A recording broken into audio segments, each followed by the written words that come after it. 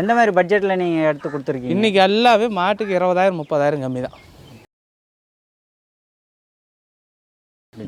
பெரிய ரேட்டுக்குன்னா இப்போ கம்மியாக தான் இருக்குது. இப்போ கம்மி தான். இருந்தாலும் இன்றைக்கி எடுத்த மாடு எல்லாமே இப்போ சூப்பர் மாடுக்கு தான். எல்லா மாடு பாதி போயிடுச்சு. நாங்கள் இன்னும் மாட்டுக்கிட்டே நின்று பேச ஆரம்பிச்சோம். இப்போ தான் கடைசி நேரத்தில் நின்று பேசுகிறோம். இன்றைக்கி தமிழ்நாடு, கர்நாடகா எல்லாமே எடுத்து கொடுக்கோம். கேரளாவுக்கும் எடுத்து கொடுத்துருக்கோம்.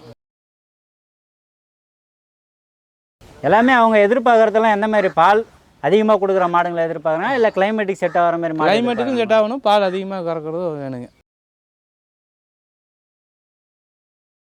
இப்போ சின்ன பட்ஜெட்டில் வந்தவங்களுக்கு சின்னது வாங்கி கொடுத்துட்டோம், பெரிய பட்ஜெட் வாங்குறவங்களுக்கு பெருசு வாங்கி கொடுத்துருக்குறோம்.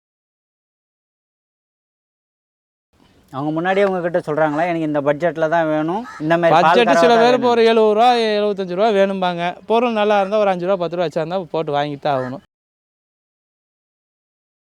அதனால் அப்படி முன்ன பண்ண பத்தலைன்னா போய் வீட்டில் போய் பணம் எடுத்து கொடுங்கன்னு சொல்லி வாங்கியும் கொடுத்து விட்றோம்.